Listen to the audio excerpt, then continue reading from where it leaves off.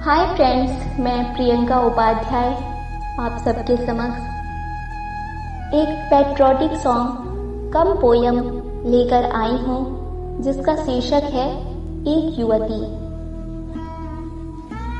यह कविता उस समय की है जब देश का अगला प्रधानमंत्री कौन बनेगा इसकी अनिश्चितता बनी हुई थी।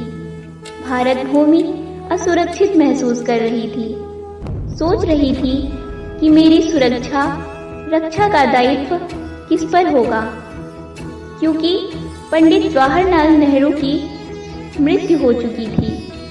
उसके बाद लाल बहादुर शास्त्री प्रधानमंत्री बने, उनकी भी अकाल मृत्यु हो गई।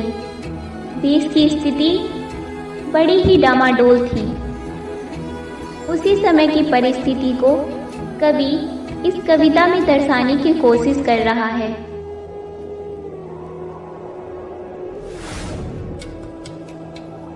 आजादी का शुक्र कलश था उसके दोनों हाथ पर, घूम रही थी सुकुमारी दिल्ली के फुटपाथ पर।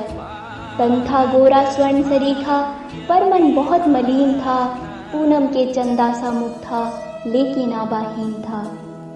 झुकी झुकी थी भौं कमाने अपनी निष्ठा मारकर, जैसे राजा रण से लौटे जीती बाजी हार कर। रत्न जड़ी साड़ी पहनी थी, अंगिया बूटेदार थी, मानो गांधी सुमन को छलने चली मेनका नार थी। भोलेपन में डूब रही थी, तरस रही थी प्यार पर, इंदिरा जी से भेंट हो गई लाल किले के द्वार पर। इंदिरा बोली सुकुमारी से, कहाँ तुम्हारा धाम है, किस बाप की बेटी हो तुम और तेरा क्या नाम है। बौरी बनकर घूम रही हो कितने सुंदर वेश में, तुमको कौन सताने वाला है इस मेरे देश में। कौन निष्ठुर प्रीतम वह तेरा, भूला क्यों घर छोड़कर, या तुम खुद ही किनारा कर ली प्रीतम से मुख मोड़कर। सकुचा कर बोली सुकुमारी भरे लाज के भार से, सन 48 में बाप मर गए गोली के बौछार से। जब बच्ची थी 1 साल की, क्या बतलाऊं हाल को, मरते समय पिताजी सौंपे हमें जवाहरलाल को। सन 62 में चीन चल पड़ा सीना ताने शान से, गठबंधन हो गई हमारी बूढ़े हिंदुस्तान से। दुखी सहती रही जन्म भर, क्या बतलाऊं हाल को, सन 64 में मृत्यु ले गई वीर जवाहरलाल को।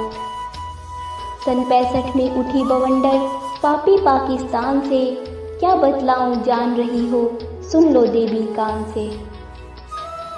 आती हूँ मैं ताशकंद से अपना सब कुछ हार कर, अपने खातिर अपना नेता लाल बहादुर मार कर। बड़े बाप की बेटी हो तुम, बड़े ढंग से काम लो, मजबूती से 3 रंग को बेटी अब तुम थाम लो। सावधान मेरे आंगन में मचलेगा जब तक दुश्मन एक भी, तब तक चैन न